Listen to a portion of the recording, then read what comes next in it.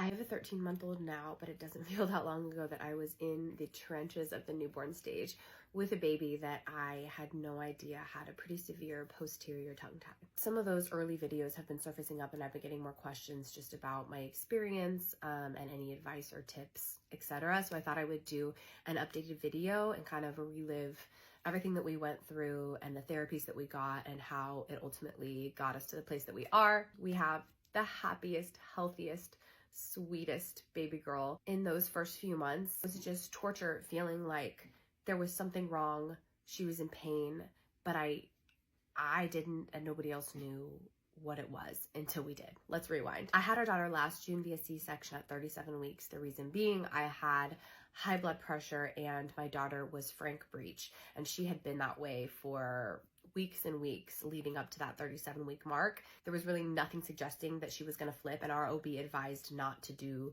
that procedure where they try to flip the baby, that we needed to just go right in for the C-section. I had an amazing, really positive C-section experience, and if you are going through that right now and you need some encouragement and somebody who has a positive story, definitely check out my C-section playlist. In the hospital and also during those first couple months at home, we did not have any issues with breastfeeding. So we really just saw the lactation consultant in the hospital, and since she seemed to be latching fine and eating fine, and then throughout the first couple months of her life, she was gaining weight, she was on track, everything was good, there was no reason to look into some type of a tongue tie or feeding issue. At about 3 months, I noticed she started clicking on the nipple.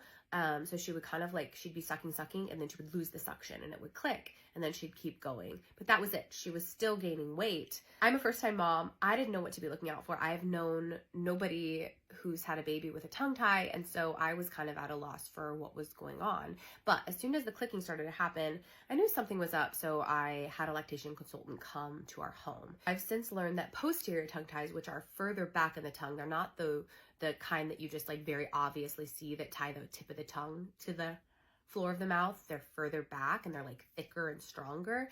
They're harder to detect, and a lot of times they go missed for months and months after the baby is born, and that's exactly what happened to us. I had also been hearing a little bit about this thing called craniosacral therapy, and my cousin had suggested, even after having a C-section and having her be frank breech for so long, that it might be good to see a craniosacral therapist. I kind of brushed it off because I wasn't sure what it was.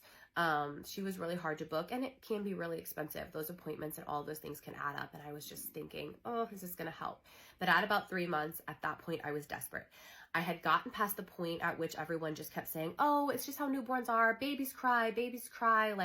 She's just a fussy baby. I had even considered maybe she just has colic. I don't know what's going on. She had a lot of reflex. She was very tense. She cried so much.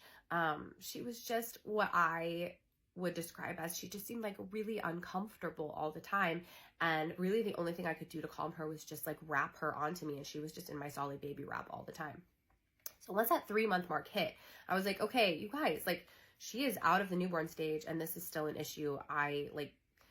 We need to find another solution. So I had the craniosacral therapist come to our house, and she did an evaluation, and she was the one who recommended going to a pediatric dentist to get evaluated for a tongue tie. Her job is to come in and release that tension, and if after her session the tension is not released, not seeming to be released by a change in the baby's behavior and demeanor, then that's when she knows there's something bigger, there's something deeper, time to get that checked out. So we immediately booked an appointment for a pediatric dentist. We went in, got evaluated, and she was immediately diagnosed with a pretty severe and strong posterior tongue tie, and a very subtle minor lip tie, which I didn't even know lip ties were a thing. The dentist kind of described that since I had such a strong, heavy flow and milk supply, that over the first few months of her life, she was able to find a way around and adapt to her tongue tie and being able to still get enough food, keep my supply up, and keep gaining weight and growing on track. But that this tongue tie was causing a lot of tension within the body, and she did recommend a release. We scheduled that tongue tie release. I was terrified. I mean, you never want your baby to have to go through any pain, and I just knew even through the recovery process, you have to do these pretty intense stretches to make sure that it doesn't just grow back after the procedure. And it was hard. It was definitely hard. So we got the tongue tie released, and then for, I think it was like 3 to 4 weeks after, I think it's like 6 times a day, you have to go in and like stretch their tongue up and do these stretches that they teach you how to do. And that was really difficult for me, and she screamed and she cried, but we got through it, and I knew that ultimately it was for her good. I tried to make it as positive of an experience as I could and do it as fast as I could and have something like fun right after we did it to kind of engage with her and show her that like everything was okay.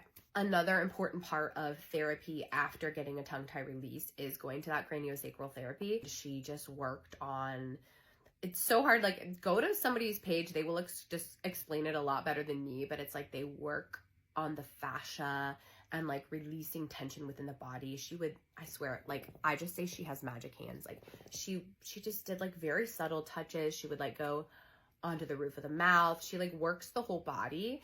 But it's incredible to watch her work. And she actually recommends having mom and baby get therapy at the same time. So she would put Penelope on my boob, like she'd be nursing. So she'd have her be nursing, and she would work on me while Penelope was nursing and work on her, because there can sometimes be tension within the mom's body that like translates to the baby in some weird, crazy way. But I swear it was life-changing when she worked on both of us. And I actually did a couple of solo sessions with her too, and it released so much of that postpartum anxiety and stress that I had within my body. It's just incredible work. Anyway, fast forward a few months, we've been doing all of the stretches. We do craniosacral therapy. We did go to a chiropractor a few times, but I felt like every time we left our chiropractor appointment, Penelope was worse. She was more fussy. She was crying more. Eventually, we decided to stop that and just stick with the craniosacral therapy. And then we did end up also going to physical therapy, where they worked on her oral motor function, because she had to relearn to like suck and actually learn to suck the right way. So she never actually took a binky or a bottle, and we found out that a huge part of that reason could be also that she just didn't have that like suck mechanism in place, and she was used to being on the boob, but with a bottle and a binky it just wasn't the same. So we did a lot of therapy there, because it's really important to get their like oral motor function properly working in order for them to be able to properly like eat and drink as they get older. They gave us a lot of exercises to do at home for her oral motor function, but also just to kind of like balance out both sides of her body. They found that like one side was a little more tense than the other, and so different things like having her practice turning her head from the time she was a newborn all the way until she was probably about 5 months. I just feel like I was in fight or flight mode, trying to figure out A, what was wrong with my baby, and B, how do we fix it as quickly as possible. And it definitely was a very stressful time, but I learned so much, and we came out on the other side so much stronger. If you're in the trenches of it right now and you're going through it and you're trying to figure out what the heck is going on, I just want to encourage you that it feels like it's never going to end, and it feels like you are, I'm gonna cry. Yeah, it just feels like it's never going to end, and you're never going to get out of this, and you've already been in it for so long, and you just don't see really that light at the end of the tunnel. I just want to encourage you that it does, and it goes by in the blink of an eye, and you are so strong, and you are the best mama to your baby. You're going to look back and be so proud of yourself and so proud of your little strong baby for getting through it. I now have a 13-month-old who is thriving, has more than hit all of her milestones. She is so happy. She's talking. She eats amazing. She drinks out of a straw cup. Always smiley, always happy, doesn't seem uncomfortable, isn't tense. Like, she is living her best life. We're both living our best life, and we got through it, and you will too. I think my biggest piece of advice through all of this is just trust your mama gut and your mama instincts. And if you feel like something is off, and it's more than just like, oh, it's a fussy baby, oh, your baby's, this is how babies are. Like, if you feel like it's something more than that, don't stop digging, find the answers, and trust that you know what's best for your baby. I'm so grateful for the people that came into our life to give us these answers and to provide support for us and help us through. And there is a community out there for you too. And if you live in a smaller town and there maybe isn't like a craniosacral therapist or a pediatric dentist, there are so many online communities. I was like looking up Facebook groups and like trying to find Instagram pages of like communities of people who talked about tongue tie and tension in the body and all kinds of things like that, that isn't as talked about in just like your traditional pediatric office. If you get yourself into some of these communities or Instagram pages or Facebook groups, like somebody will help you, and at least help you find somebody that you could maybe even just take a mini road trip to drive to get help. But just know there is support out there. There is help. There are answers. And once you get that ball rolling and you get into a system that you know there's like a light at the end of the tunnel, it feels so much better. I'm really happy now that I have this story to be able to share and maybe help other moms that are going through it right now.